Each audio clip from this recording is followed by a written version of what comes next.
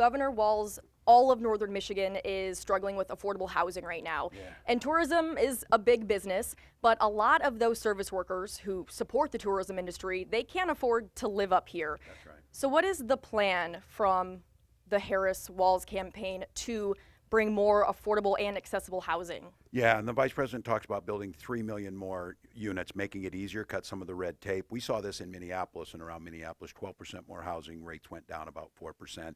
And then making it easier to get in the door with the $25,000 down payment assistance. That's the biggest thing for so many of us. I use the VA loan to get in, and one of the things for many veterans is the no down payment. That same proposal can work with other Americans and get them in, because we have to make sure the folks doing the work have to be able to live in the area where they're doing the work. It's critical.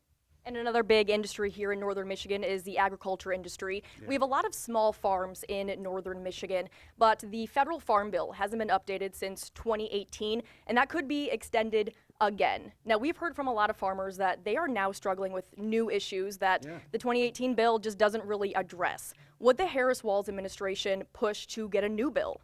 Oh, absolutely. I said I wrote the 3 before that. It was part of that on the Ag Committee and was part of the 2018. This is an abject failure. Republican leadership in the House has simply not got it done. And your farmers are telling you exactly right, updating it, whether it's around crop insurance, extending to specialty crops.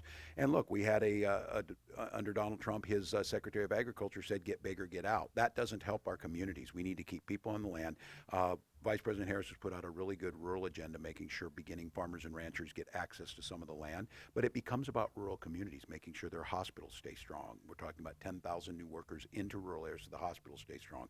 Things like ambulance deserts, making sure we have ambulances there, and then investing in public education so we don't put the burden on property tax. So I think in rural areas, the farm bill needs to get done, but the rural agenda that the Vice President has put out is much stronger. Donald Trump's tariffs took $27 billion out of farm country, absolutely decimated. If he does it again, the situation will be worse.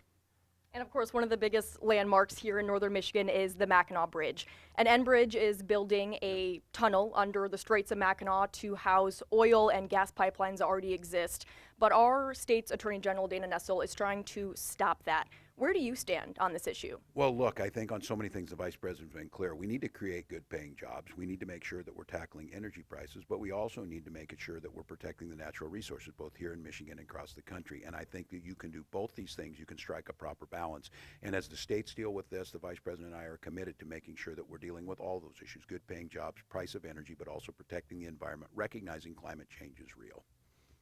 On a lighter note, we know you're a football guy. You used to coach football. I was just in Minnesota a couple weeks ago for that Lions-Vikings game. Oh, lucky you. I think it was one of the best games of the season. So how about the NFC North this year? Well, we love it, and I'm glad to see it's happening that way. And I will say this for the folks over here, that Minnesota Vikings fans are actually kind of excited to see the Lions be good. And I think for many of us, me of a certain age, Barry Sanders and others who played, it's a heritage. So no, I'm excited. This thing's going to come down to the end. I think the Super Bowl winner comes out of the NFC North. So that's good. I won't say who I think that is, but so. All right, Governor, thank you so much for taking some time to talk with me today. I really appreciate it. Thanks for coming out.